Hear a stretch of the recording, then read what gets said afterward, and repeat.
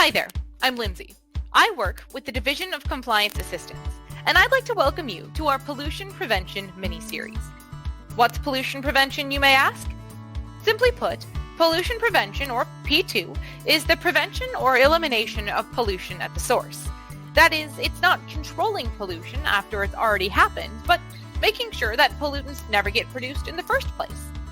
Although pollution prevention is a year-round effort, the third week of September is National Pollution Prevention Week, a time for organizations and individuals alike to reassess their resources and see where they can cut down, reuse, and do without.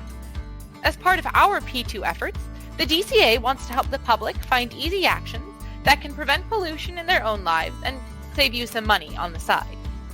Monday through Friday, September 16th through 20th, we'll be releasing videos that focus on some easy, cost-effective ways to cut pollution out of your life, be that at home or abroad. So make sure to check back with us every day. Ready to get started? Great! The first topic we'll be taking a look at is how to reduce waste when we eat out. Did you know that the average American eats out at least 4 times a week? And who can blame them? With family, work, chores, and outside activities, there sometimes just isn't a free hour to make, eat, and clean up a meal. But eating out can produce a lot of waste. Think of the last time you got fast food. How much did you end up throwing out at the end of the meal? Even if you ate every fry, you're still left with things like your cup, napkins, utensils, packaging, and probably a few other things that I've forgotten. Multiply that by a population of 372 million Americans, and those numbers start to add up.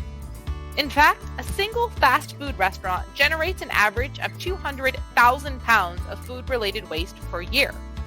Combined, all the fast food restaurants in the nation produce a whopping 32 billion pounds of food-related waste in just 365 days.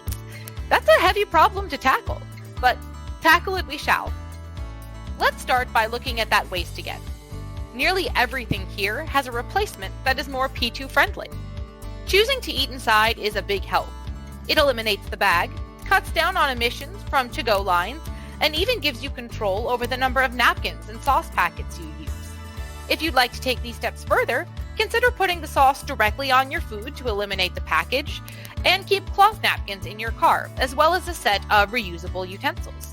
You can even buy travel sets that pack away into a nice little case. But if you're getting fast food, you might not even have the time to sit down and eat. Don't worry, there's still a whole lot you can do. First, try placing that to-go order inside. This will cut down on the time you spend idling in long lines of cars, preventing emissions from making their way into the atmosphere and saving you an average of 22 gallons of gas a year. Second, try to purchase a reusable water bottle. You can fill this up at soft drink fountains and eliminate the need for a cup and a lid. It's also far more difficult to spill or knock over once you're in the car. But what about that straw? Plastic straws have recently been highlighted in the news as one of the most abundant sources of single-use plastics. Americans alone use around 300 million of them every day. Luckily, companies have started to take notice, and you can now buy reusable glass, metal, or silicone straws at a lot of major household retailers. Toss one of them in your reusable water bottle, and you're ready to go, P2 style. Reusable straws can also be used at dine-in restaurants. Just make sure to tell your waitstaff no straw before they place any on the table.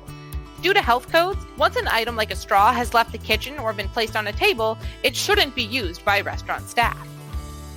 So now that we've taken care of napkins, utensils, cup, and straw, we still have a bag to contend with. This can be tricky due to both health code standards and company policies. If you don't have time to eat in, try bringing a small reusable bag with you, ordering inside and asking the employees to put the food in that bag.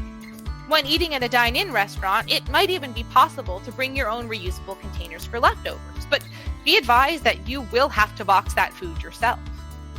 But there's one more part of the meal we've forgotten.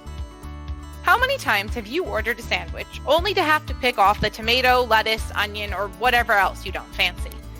When you're at the counter, remember to ask for your food without these trimmings. It helps to save resources put into growing, transporting, and storing food you would just throw out. Wow! Look at all of the pollutants we've prevented from entering our environment.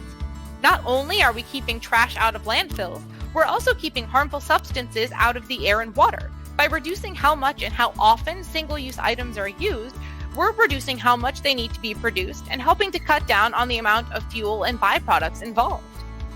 Now, we don't expect you to implement each and every one of these ideas. Pick one, whichever is easiest for you. If all 372 million Americans chose to eliminate a single form of pollution from our lives, think of how it would add up. We would be able to prevent billions of pounds of pollution from entering our world every year. Start your P2 journey by visiting the KYXL website for more inspiration on cutting pollution out of your life, and maybe even becoming a member of this organization yourself. And of course, remember to tune in tomorrow for the second part of our pollution prevention mini-series. Bye!